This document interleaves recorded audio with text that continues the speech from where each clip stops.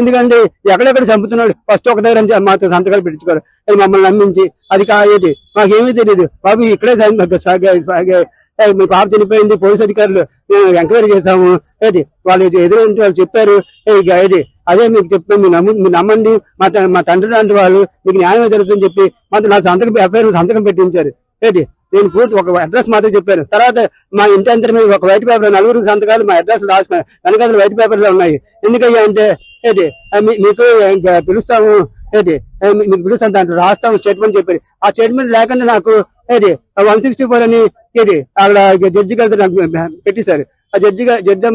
మేము చెప్పాము జరిగింది చెప్పాము అయితే ఇది నాకు కరెక్టా కాదు తెలియదు మైండ్ లో మా అమ్మాయి చనిపోయి మా అప్సెట్ లో వాళ్ళు ఏం చెప్తే అదే చేస్తున్నాను ఇది అంతా నేను చేసిందంతా ఏంటి మైండ్ అప్సెట్ లో చేసింది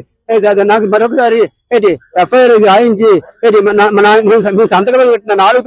4 ఫ్యామిలీ సంతకాలని తిరిగి మా పేపర్ అందజేయవలసిందిగా ఇదే విషయాన్ని మనం స్పందనలో మా మహిళలు అడిగితే సిపి గారిని అన్నీ మా ముందు 7 పాయింట్లు అన్నీ సిఐకి ఆ గాజువాక సిఐకి ఫోన్ చేసి అవన్నీ తీసుకొచ్చండి మరి రీగా కొత్తగా రాయించండి మీరు మైండ్ అప్సెట్ మీరే రాసి మీరే టైప్ చేసి నా చేతితో రాయలేదు వాళ్ళే టైప్ చేసి నా సంతకం పెట్టించారు ఎఫ్ఐఆర్ మీద అలాగే నలుగురు చేత వేరే తెల్ల పేపర్ల మీద 2 పేపర్ల మీద వైట్ పేపర్ వెనకతల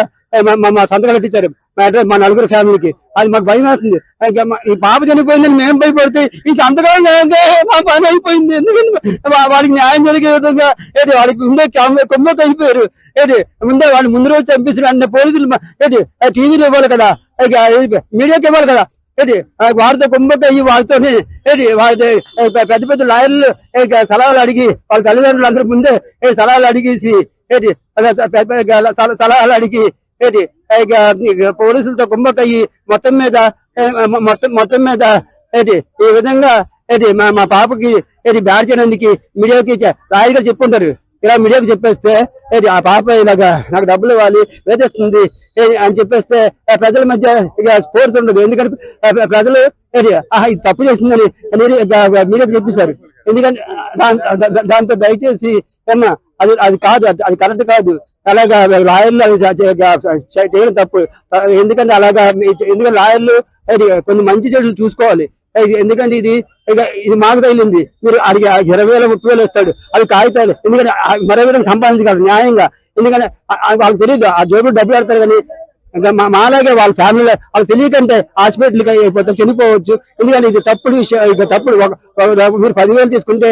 10 లక్షలు పోతుంది